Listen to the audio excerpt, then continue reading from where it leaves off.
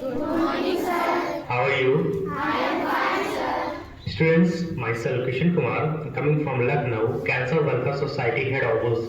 This is a social organization working for a cancer control throughout the country under the guidelines of World Health Organization and National Cancer Control Program, Government of India. Students, today we talk about cancer, COVID, environment and pollution. So please listen carefully. Students, I think आपको knowledge होगा अभी month of November में national cancer awareness day था।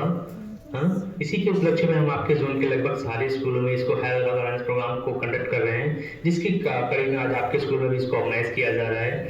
Students, आज हम आपको basic information इसके regarding share करेंगे, जिसको आपको बहुत ही केयरफुली सुनना चाहिए। स्टूडेंट्स, आज कैंसर विश्व की दूसरी सबसे बड़ी जानलेवा बीमारी बन चुकी है। इससे मरने वालों की संख्या टीबी, HIV, एड्स, एंडोडक्सिन में मरने वालों की संख्या से कई गुना अधिक है। यदि अभी इस बीमारी को रोकने का प्रयास नहीं किया गया तो अपकमिंग 5 इयर्स में ये बीमारी हमारे देश में 55% और बढ़ जाएगी, तब इसे रोक पाना बहुत ही कठिन होगा। स्टूडेंट्स, वर्ल्ड हेल्थ ऑर्गेनाइजेशन का एक सर्वे है कि हमारे देश में कैंसर से जो कुल डेथ होती हैं उनमें से 40% डेथ का कारण माउथ कैंसर है, और माउथ कैंसर का सबसे बड़ा कारण टोबैको एंड टोबैको से बने प्रोडक्ट का यूज करना है, जैसे कि पान, मसाला, बीड़ी, सिगरेट, गुटखा, तंबाकू, खैनी। जो भी लोग इस तरह चीजों का यूज करते हैं 90% चांस रहता है कि उनकी बॉडी के अंदर एक सर्टेन टाइम के बाद ये बीमारी डेवलप होगी ही होगी। वो उनकी बॉडी पे डिपेंड करता है उसे कब तक सर्वाइव करते हैं। एक सर्वे तो यही बताता है कि हमारे देश में पर डे 12 से 15 करोड़ स्टूडेंट्स स्मोकिंग करते हैं, जबकि एक सिगरेट एक मनुष्य के जीवन का 5 मिनट कम कर देती है। अब आप स्वयं अंदाजा लगाइए, जो व्यक्ति एक दिन में 5 से 6 बार भी स्मोकिंग कर रहा है वो अपने जीवन का कितना समय नष्ट कर रहा है। स्टूडेंट्स, एक सर्वे किया गया कि क्यों लोग अल्कोहलिक हो जाते हैं या यूज करने लगते हैं टोबैको का, तंबाकू का, सिगरेट का क्यों यूज करने लगते हैं। तो पाया गया कि 50% से ज्यादा लोगों ने बताया कि उनको किसी ने इसके लिए फर्स्ट टाइम अप्रोच किया, जैसे कि स्कूल टाइम में, कॉलेज टाइम में, फ्रेंड सर्कल में या नियर बाय में जो भी लोग थे उन्होंने किसी को देख के इसको स्टार्ट किया।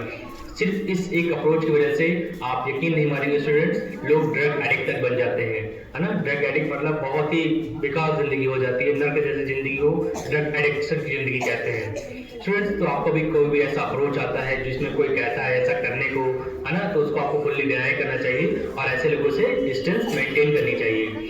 स्टूडेंट्स, अब मैं आपको कैंसर की एक स्मॉल डेफिनेशन बताना चाहूंगा। जैसा कि आप लोग जानते हैं या आप लोग पढ़ेंगे, हमारी जो बॉडी है वो बहुत सारी छोटी सेल्स कोशिकाओं से मिलकर बनी है। इन्हीं किसी सेल्स के अबनॉर्मल ग्रोथ के कारण कैंसर जन्म लेता है। गांठ जिसे हम ट्यूमर भी कहते हैं या 2 तरह की होती है, एक बिनाइन ट्यूमर और एक मैलिग्नेंट ट्यूमर। बिनाइन ट्यूमर एक नॉर्मल सी गांठ होती है जो कि एक ऑपरेट के दौरान लगभग पूरी तरीके से ठीक हो जाती है, परंतु मैलिग्नेंट ट्यूमर दरअसल याहिनियल में कैंसर होता है। यदि पेशेंट इसे ऑपरेट करता है तो उसके रक्त नली के जरिए पूरी बॉडी में फैल जाता है तथा पेशेंट को बचा पाना बहुत ही कठिन होता है। स्टूडेंट्स, आपने टोबैको, गुटखा, पान मसाला या कोई भी मूवी शुरू होती है तो उसमें डैमेज सा माउथ दिखाते हैं, देखा है आप लोगों ने, है ना। वो कैंसर का ही होता है बच्चों। जो लोग इस चीजों का यूज करते हैं और क्वांटिटी बेस पे यूज करते चले जाते हैं, उनका पार्ट वहां से डैमेज हो जाता है और कई बार बड़े बड़े ऑपरेशन करने के बाद भी पेशेंट को बचा पाना पॉसिबल नहीं होता है। तो इस प्रोग्राम के माध्यम से आप या आपकी फैमिली में कोई भी इस तरह चीजों का यूज करता है तो आपको उनसे पोलाइटली रिक्वेस्ट करना है कि उस तरह चीजों का यूज ना करें। अगर कंटिन्यू बेस पे इस तरह चीजों का यूज करते रहेंगे तो हो सकता है सिगरेट या गुटखा के नेक्स्ट टारगेट पे नेक्स्ट माउथ उनका हो। स्टूडेंट्स, अब मैं आपको पैसिव स्मोकिंग के बारे में बताना चाहूंगा, कैसे आप बिना सिगरेट को हाथ लगा के स्मोकर्स बन जाते हैं। जैसे कि आपने देखा होगा, जो लोग स्मोकिंग करते हैं, धूम्रपान करते हैं, उनके मुंह से स्मोक निकलता है, धुआं निकलता है, देखा आप लोगों ने। बच्चों, जो स्मोक होता है वो आसपास के वायुमंडल में फैल जाता है, जो कि उसके आसपास रहने वाले लोग उस स्मोक को अपने सांसों के थ्रू अपनी बॉडी के अंदर ले लेते हैं, जो कि उनकी बॉडी के अंदर जाकर उतना ही नुकसान करता है जितना कि सिगरेट पीने वाले व्यक्ति को। इसका सबसे अधिक प्रभाव आप बच्चों और बुजुर्ग लोगों पर होता है। तो आपको कोई भी ऐसी जगह दिखे जहां बहुत सारा स्मोक हो या लोग स्मोकिंग कर रहे हो तो आप सब वहां से अलग हो जाए या एक बार उन्हें रोकने का प्रयास करें। यही सबसे बड़ा कारण था कि गवर्नमेंट ऑफ इंडिया ने पब्लिक प्लेस में स्मोकिंग को बैन किया हुआ है।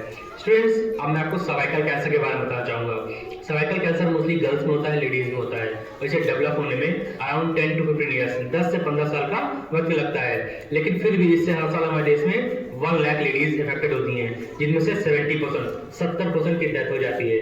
क्यों? क्योंकि उनमें सही नॉलेज नहीं होती है, सही अवेयरनेस नहीं होती है। वैसे तो थोड़ा ऑड टॉपिक है, इससे डीप इन्फॉर्मेशन यहाँ पे प्रोवाइड नहीं की जा सकती, लेकिन इसका जो सबसे प्रमुख कारण है वो है अत्यधिक रक्त का स्राव होना या गंदा पानी आना। सर्वाइकल कैंसर को हिंदी में बच्चेदानी के मुंह के कैंसर के भी नाम से जाना जाता है।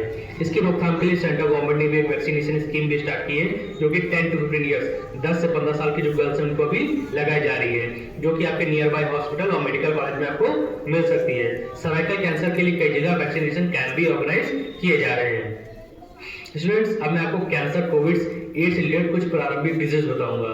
जरूरी नहीं कि साइड डिजीज इन्हीं बीमारी के हों, लेकिन इनसे कोविड डिजीज किसी को भी 15 डेज तक रहती है तो उनको अपना मेडिकल चेकअप अवश्य करवाना चाहिए। जैसे लगातार सिर में दर्द बना रहना, आंखों के आगे अंधेरा छा जाना, आंखों का लाल बना रहना, आंखों का भागदर निकल आना, मुंह का कम खुलना, मुंह के अंदर लाल तथा काली चकत्ते पड़ जाना, खाना खाने या निगलने में तकलीफ होना, उल्टी या दस्त में खून का आना, कोई भी तिल या मसा चाहे जितना पुराना या दर्द रहित हो उनमें जलन होना या उनमें से तरल पदार्थ का निकलना, ब्रेस्ट में गांठ का पड़ जाना, सांस लेने में तकलीफ होना, हफनी आना, चक्कर सा बना रहना, ऐसा किसी को भी 15 डेज तक कंटिन्यू होता है तो उनको अपना मेडिकल चेकअप अवश्य करवा लेना चाहिए।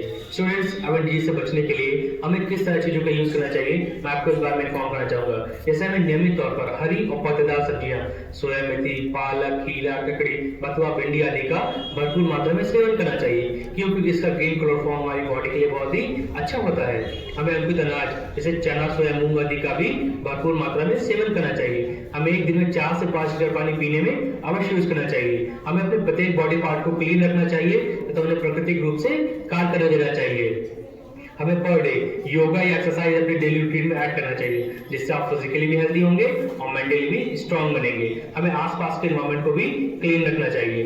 स्टूडेंट्स, अब हमें क्या नहीं करना चाहिए या किन चीजों से बच कर रहना चाहिए मैं आपको इस बारे में इन्फॉर्म करना चाहूंगा। इससे हमें कभी भी गुटखा, पान मसाला, बीड़ी सिगरेट का यूज नहीं करना चाहिए। हमें शराब और ड्रग जैसी प्रतिबंधित चीजों से बच कर रहना चाहिए। हमें अधिक चीनी तथा अधिक नमक का भी सेवन नहीं करना चाहिए। हमें फास्ट फूड और जंक फूड का भी यूज कम से कम करना चाहिए।